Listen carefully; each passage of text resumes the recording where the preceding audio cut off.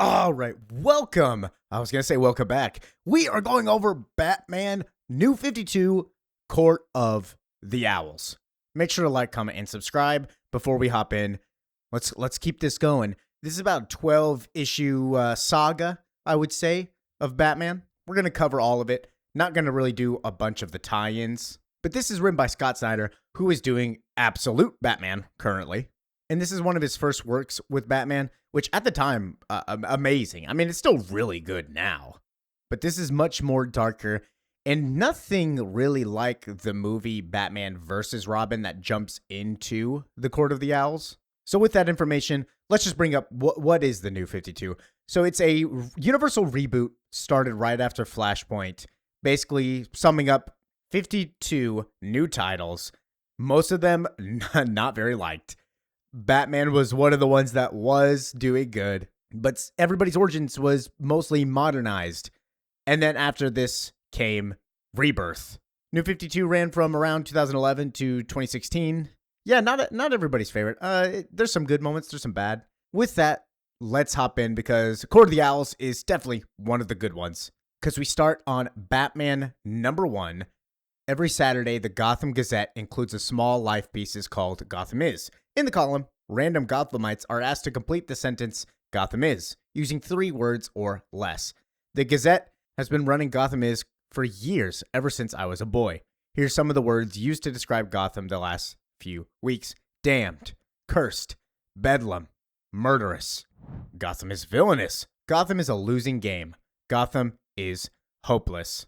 As we pan to the villains attempting to take down Batman. So who's here? We got Professor Pig. I see Clayface in the back. Mr. Freeze. Scarecrow and Two-Face obviously in the forefront. Killer Croc above. And the Riddler. Any of these guys important to this story? Not really. But of course, this is Batman #1. He's got to fight his villains. He's got to show up and show his cool new suit. Look at that suit. Once in a while, someone names one of the city's villains as their answer to the Gotham Is. Usually it's some kid, a teenager going for the shock value. But now and then, someone actually tries to make the argument that the city is best reflected in its villains. For example, Gotham is Two-Face, meaning Gotham is a city at odds with itself. Or Gotham is Killer Croc, meaning the city is a little more than a cannibalistic monster. I've seen Mr. Freeze a few times. 2 black masks. Lately, I've seen a couple new names appear. But for me, Gotham's criminals, whether old or new, will never define this city. Because in the end, they're simple and cowardly, ruled by predictable desires. Granted, now and then, one of them will do something that catches even me off guard. Something particularly depraved or twisted, as the Joker shows up. Or what seems to be the Joker. I won't say who it is right now. But he pops in and says, "Oh, I thought you were going to die," without even saying goodbye. And Batman asks him, "Are you ready?" So serious. Fine then.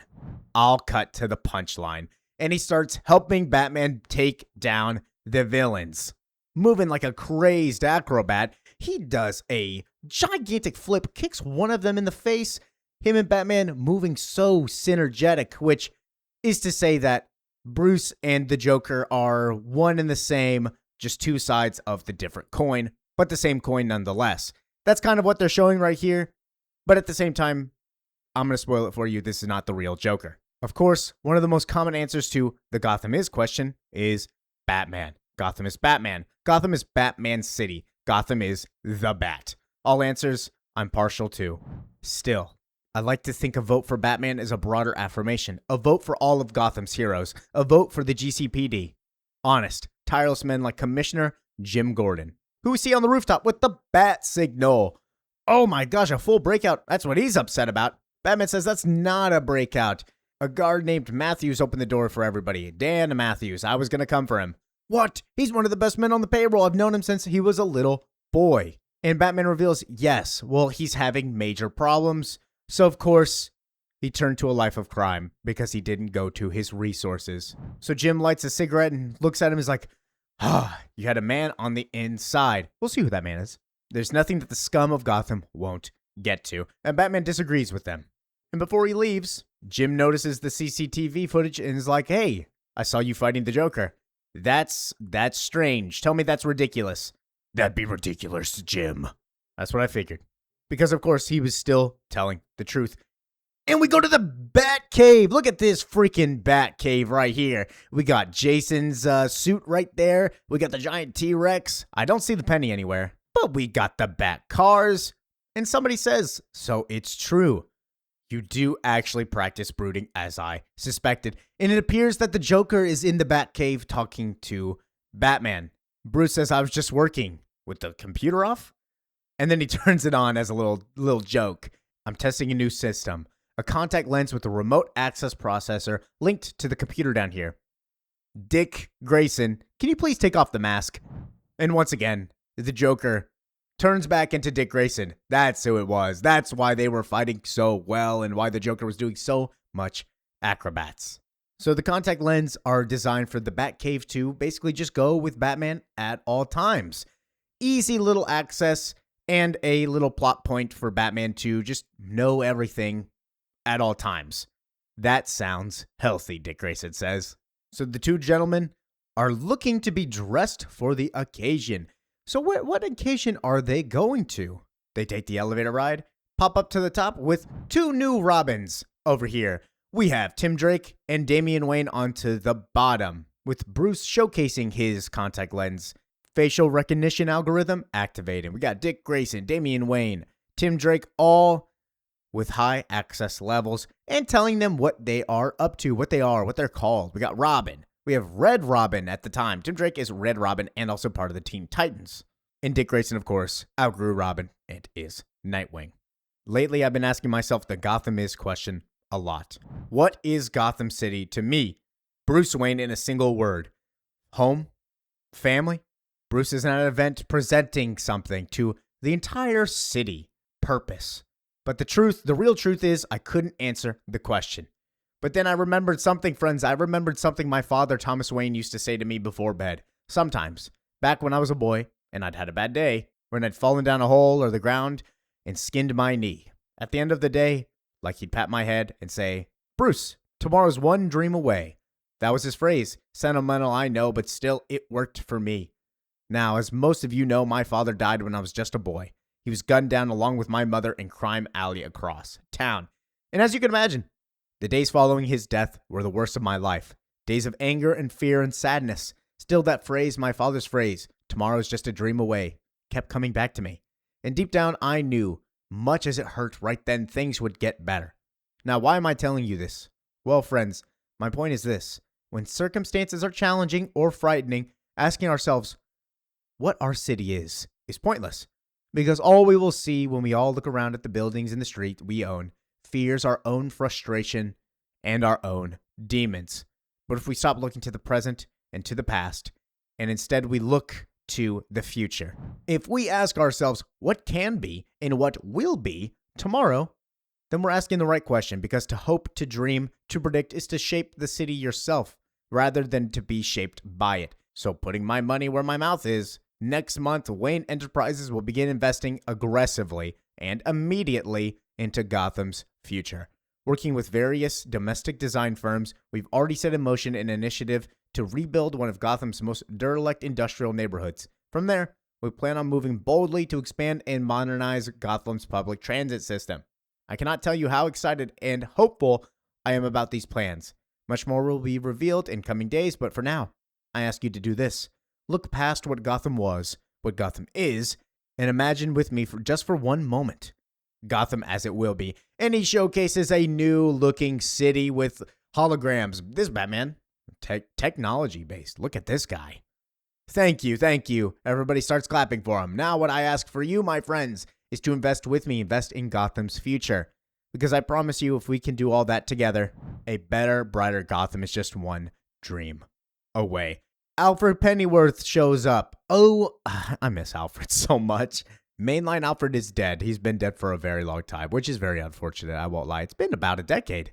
And of course, Batman has the highest access level, where he tells him, you are inspiring, Master Wayne, but did you tell everybody about the bat bunkers that you're building throughout the city? Of course, it's Bruce. He's not going to just build everything for everybody. He's also going to build a little thing for himself. But it does help everybody at the end of the day, building that little thing for himself, that little bunkers for Batman. And Bruce then talks to Vicky Vale, a reporter for the Gotham Gazette. saying, I would have called you Gotham's Man of Tomorrow if I didn't already say that this other gentleman was. His name is Lincoln March, and he is running for mayor. And apparently he underwrote Leslie Tompkins' satellite clinic on the east side, a woman who helped Bruce after his parents were murdered. So he says any friend of Leslie's is a friend of mine. The two gentlemen agree basically to hand each other's vote and to support each other, with Mr. Lincoln asking how many investors, and Bruce doesn't even really need to say anything. He said, you can guess, but we have a lot. We've been aggressive in our efforts to recruit partners. Luckily, the response has been largely enthusiastic. And Lincoln wants to set up a breakfast or a lunch. But Bruce notices something into the background. It's Gordon talking on the phone, and so he uses his contact lens to read Gordon's lips, revealing that a man was found stabbed. And he focuses his efforts on that and tells Lincoln we can set up a lunch about tomorrow.